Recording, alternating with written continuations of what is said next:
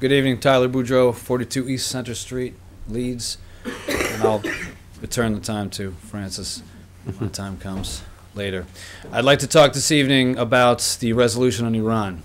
I have 12 years in the Marine Corps Infantry. I was an infantry officer in Iraq. I participated in hundreds of combat operations. I understand warfare.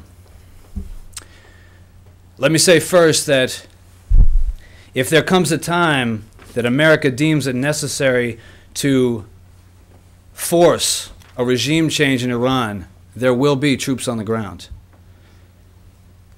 So as a veteran of our current war, let me share with you just a taste of what we can expect from a future war. My final assignment as a Marine officer was as the rear echelon commander for 2nd Marine Regiment, 2nd Marine Division at Camp Lejeune, North Carolina.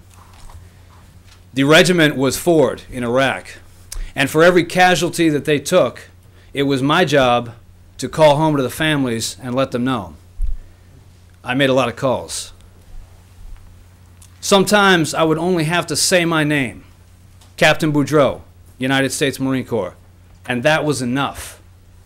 I would hear the voice on the other end of the line breaking down into tears. Because you see, they knew what my name meant. They knew that it meant something terrible had happened. And then I would have to confirm their suspicions and say, yes, something terrible has happened. Now I'll tell you, and I'm sure you can imagine, it was no easy task telling mom and dad that their boy was coming home without his face, or without his arms, or without his legs. The war itself paled in comparison to that. It was no easy task telling them that his body was burned badly, that his lungs were punctured, that his spleen was ruptured, that his colon was obliterated, that his femur was shattered. I cannot begin to describe for you their grief when I told them that.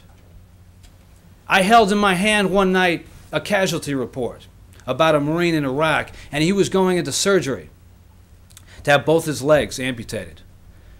This report was 14 hours old. I didn't know his condition or his location. I didn't know if he'd made it through surgery or if he was alive or dead. All I knew was that he was alone in Iraq getting his legs cut off. And that is what I had to tell his mother. So you can expect that his mother did not receive me well.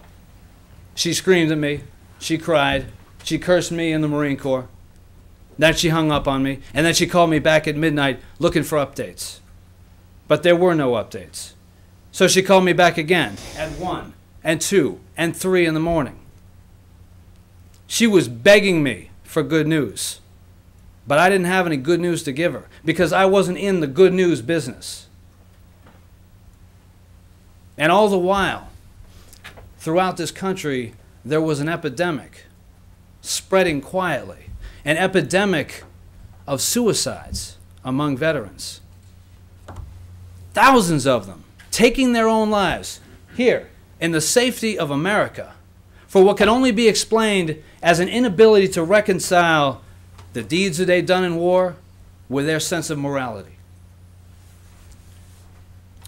What this suicide epidemic made me notice was that in all those casualty calls that I made, and all those wounds that I had to report to the families, hundreds of them, hundreds, never once did I pick up the phone and say to mom and dad, your son is coming home with a broken heart.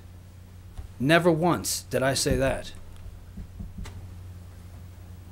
In these times of war, it seems to me that our thoughts tend to linger on the battlefield, amongst those stories, glorious and tragic, of the service members in the fight.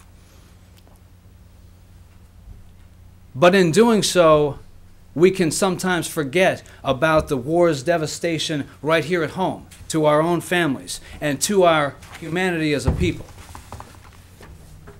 I would like to see this community not forget and demand of our government that they exercise diplomacy rather than aggression. Thank you. Thank you very much.